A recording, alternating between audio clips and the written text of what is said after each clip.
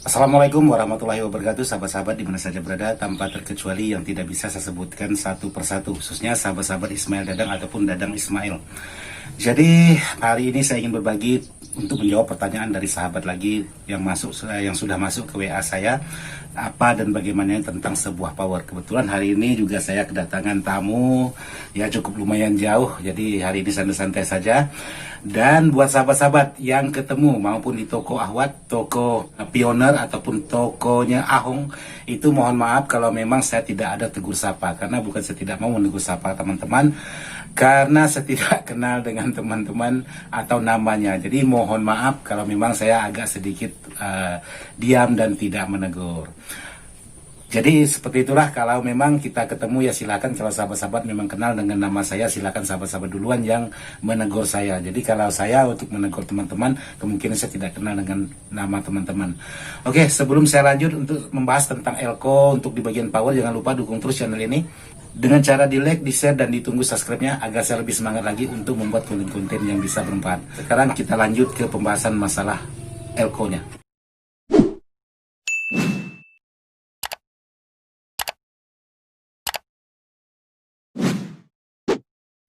Jadi hari ini saya ingin berbagi tutorial tentang sebuah PSU atau papan PCB Elko sebanyak 6 buah, yaitu masih tetap produk CKJ seperti ini. Jadi di sini ada pertanyaan dari sahabat-sahabat untuk di bagian soft start. Jadi untuk di bagian soft start seperti ini, sahabat bebas untuk menggunakan di bagian relaynya, bisa menggunakan 24 volt ataupun 12 volt, itu bebas sahabat gunakan. Tapi yang saya gunakan kali ini ialah relay berukuran 48 volt seperti ini. Jadi fungsi dari soft start ini, kalau sahabat menggunakan trafo besar untuk menghandle tegangan supaya NCB dari PLN kita itu tidak mudah down atau alias jatuh. Jadi kalau sahabat menggunakan trafo semisalnya 5 ampere ataupun 10 ampere, itu bebas. Kalau sahabat ingin menggunakan soft start boleh, tidak menggunakan soft start juga boleh. Nah, untuk soft start, kalau sahabat menggunakan trafo besar tapi untuk rumahan, di saat sahabat menyalakan sebuah power itu langsung jatuh dan bagian listriknya. Jadi pertanyaan dari sahabat, Bang, apakah kalau menggunakan trafo kecil wajib atau tidak menggunakan soft start? Atau ada lagi yang bertanya tentang soft start, Bang, apakah dengan menggunakan soft start dan tidak menggunakan soft start ada perbedaan kekuatan di bagian power? Jadi ada dua pertanyaan seperti itu dari sahabat-sahabat yang sudah melalui WA saya. Jadi kebetulan hari ini saya memasang, jadi sekaligus saya jawab pertanyaan dari sahabat-sahabat. Jadi untuk soft start ini tidak menambah kekuatan daya di bagian power. Ini hanya sebatas pengaman supaya untuk NCB di bagian PLN kita tidak mudah jatuh. Karena di sini ada jeda kurang lebih 1 atau 2 detik untuk di bagian relay ini, sehingga dia langsung on dan tegangan voltase 220 yang masuk ke trafo itu langsung full murni. Karena kalau kita memasang R seperti ini dia sudah ada masuk ke bagian trafo, cuman ampernya kecil.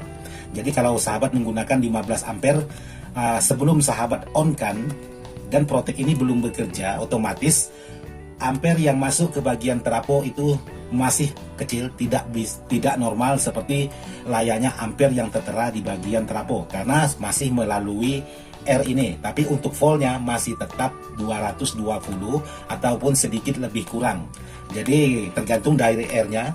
Kadang-kadang juga ada yang untuk menghambat supaya tegangan tidak masuk full 220. Juga ada R menghambat di bagian ampernya tidak murni sesuai ampere dari trafo. Jadi untuk kekuatan power bukan ditentukan oleh dari soft start ini. Jadi kekuatan power ditentukan oleh trafo. Oleh karena soft start ini untuk sebatas pengaman.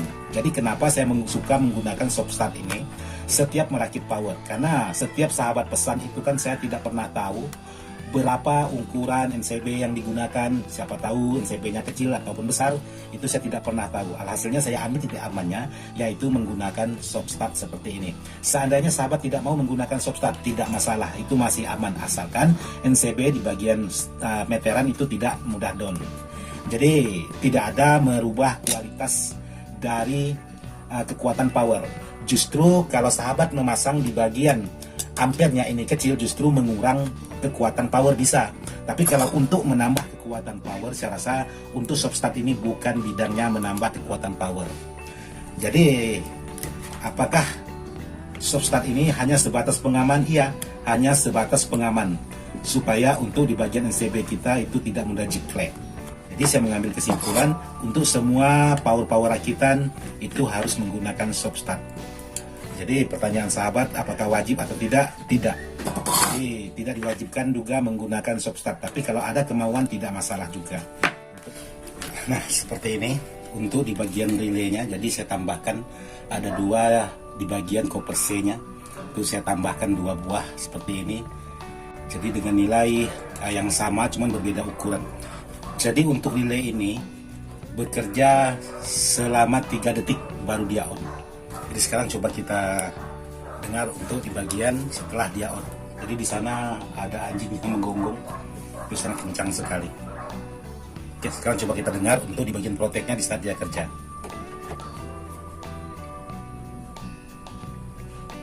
Nah, dia sudah bekerja selama 3 detik. Jadi terlalu lama juga tidak bagus, terlalu cepat juga tidak terlalu bagus.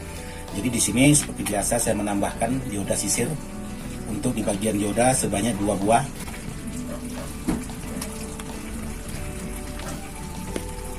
Jadi kemarin ada sahabat bertanya, Bang, saya menggunakan trafo 30 ampere, itu dioda yang pas untuk trafo 30 ampere itu pakai dioda apa? Apakah dioda menggunakan dioda 35 atau bisa menggunakan dioda yang lebih kecil? Kalau trafo 10 ampere, sahabat usahakan untuk diodanya itu kurang lebih sekitaran 20 ampere atau 15 ampere. Jadi jangan trafo 10 ampere sahabat memakai dioda yang kecil, juga tidak bagus. Contohnya tadi, kalau trafonya 10 ampere sahabat bisa menggunakan dioda ini 20 atau 30 ampere atau 35 ampere boleh, tidak masalah. Jadi jangan pernah menggunakan dioda yang paling kecil, itu juga menghambat dari kekuatan sebuah power. Dioda seperti ini memang ada pengaruhnya untuk di bagian power, tapi kalau untuk di bagian soft startnya ini tidak ada pengaruhnya sama sekali dengan power. Hanya dia sebagai switch pemutus hubungan saja untuk di bagian proteknya ini. Jadi di sini elko-nya saya menggunakan elko 10.000 UF 80 volt. Bang, kalau untuk trafo 5 ampere dengan voltase 47 volt, itu bagusnya pakai elko berapa buah? Jadi kalau 5 ampere itu, kalau sahabat menggunakan elko 10.000 UF boleh pakai 2, boleh pakai 4. Tapi kalau sahabat menggunakan elko ukuran 4700, sahabat boleh pakai 4, boleh pakai 6, boleh pakai 8. Kalau pakai yang 4700. Untuk voltnya sahabat bisa menggunakan, kalau memang voltase dari trafo itu 47, sahabat bisa menggunakan elko 63 volt atau 80 volt. Apakah tidak boleh menggunakannya 100? Boleh, tidak masalah. Jadi aman. Jadi buat sahabat-sahabat yang sudah bertanya untuk di bagian elko trafo ukuran 5 ampere bagusnya pakai elko berapa buah? Kalau sahabat pakai yang 10.000 boleh pakai 2 atau boleh pakai 4. Jadi seperti itu. Jadi kalau memang pakai yang 4700, sahabat boleh menggunakan elko dengan jumlahnya boleh 4, boleh 6, boleh 8. Jadi sangat pas sekali untuk trafo 5 ampere. Tapi bagaimana kalau saya menggunakan elko 10.000 UF dengan jumlah sebanyak 8 buah? Boleh, tidak masalah. Cuman untuk tarikan awal atau tarikan pertama di bagian trafo itu langsung hangat, karena trafo harus mengisi di bagian elko ini sebanyak 8 buah. Jadi belum atau tanpa beban dari spekar aja itu trafo sudah terasa hangat, karena harus mengisi tegangan untuk di bagian elko karena sebanyak 8 buah. Jadi saran saya kalau memang trafonya cuma 5 ampere ya cukup menggunakan elko-nya entah itu 2 buah ataupun 4 buah. Paling banyaknya 4 buah, paling sedikitnya ya 2 buah. Itu untuk di bagian trafo 5 ampere. Itu sangat pas sekali. Karena 5 ampere juga tidak mungkin sahabat Hajar menggunakan suara sub karena tidak akan mampu. Jadi itu kan karakternya karakter rumah tangga ya untuk main 3Y, ada bass, ada middle, ada treble. Jadi sangat pas 2 atau 4 untuk di bagian trafonya. Jadi kalau saya menggunakan 6 seperti ini, otomatis saya menggunakan trafo yang sedikit lebih besar. Jadi kalaupun sahabat ingin menggunakan trafo 6 buah untuk trafo 5 ampere, itu tidak masalah sebenarnya. Cuma itu tadi intinya trafo cepat panas sebelum dibebani oleh speaker dan lain sebagainya. Tapi kalau untuk 10 ampere, jadi sahabat bebas menggunakan mau 4, mau 6, itu sangat boleh sekali. Itu saran saya buat sahabat-sahabat yang sudah bertanya untuk di bagian trafo. Jadi kalau untuk subwoofer, kalau memang sahabat menggunakan elko yang kurang bagus atau bukan yang original, itu saran saya bisa sahabat menggunakan 12 buah atau 8 buah. Tapi kalau sahabat menggunakan elko yang bagus atau original, itu sahabat bisa menggunakan 4 buah atau 6 buah. Cuman harganya kan lumayan mahal juga untuk elko yang original. Jadi saran saya agak baiknya sahabat menggunakan kurang lebih paling sedikit 8 elko, paling banyak itu 12 elko atau 16 elko. Itu juga boleh kalau untuk satu trafo. Tapi kalau untuk 2 trafo sahabat boleh menggunakan 16 elko. Jadi untuk suara bassnya pasti dapat sesuai dengan sahabat inginkan. Untuk voltasenya sahabat bebas, boleh menggunakan 80 volt, boleh menggunakan 100 volt, juga boleh menggunakan yang 63 volt kalau memang voltase lebih tinggi daripada voltase trafonya. Jadi buat sahabat-sahabat seperti itulah kalau sahabat menggunakan berbagai trafo. Jadi tergantung untuk karakter masing-masing. Kalau memang hanya untuk suara middle, itu bos bisa menggunakan 2 elko atau 4 elko, atau kalau untuk suara Twitter cuman bisa boleh menggunakan 2 elko saja. Tapi kalau untuk suara sub atau low itu sebaiknya menggunakan lebih dari 4 elko. Jadi trafonya pun kalau memang speakernya yang bermerek bagus, itu pastikan untuk di bagian trafonya juga harus trafo yang besar. Jadi untuk barang ini akan saya modif lagi untuk box fuse-nya.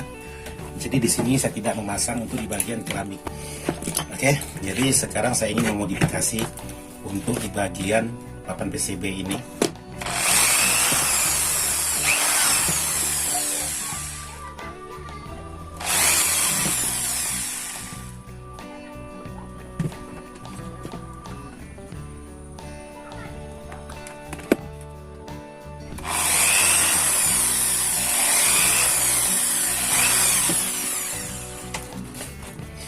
Seperti ini sudah saya lubangi untuk di bagian fuse-nya. Jadi di sini untuk jalur ini pasti saya potong seperti ini.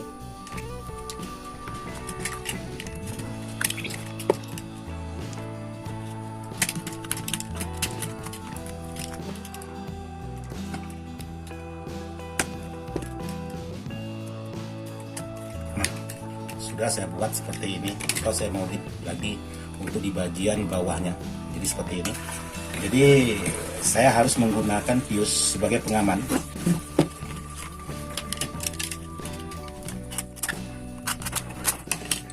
Oleh karena barang ini barang mati, jadi bebas kita mau apakan, bebas kita berkreasi. Jadi jangan terfokus seperti yang sudah ada. Jadi barang mati seperti ini masih bisa kita modifikasi sesuai dengan selera kita masing-masing. Oke, sudah selesai saya modifikasi untuk di bagian fuse-nya. Jadi seperti ini hasilnya. Jadi mengapa saya suka memodifikasi sebuah barang seperti ini? Menambahkan fuse lagi untuk di bagian PCB ini. Padahal bawaannya tidak ada menggunakan blok fuse seperti ini. Karena Contohnya saja kalau memang salah satu di antara power bermasalah, entah itu sebelah kiri ataupun sebelah kanan, otomatis dia bermasalah, yang diputuskan ialah hanya salah satu di bagian fuse atau sekring ini.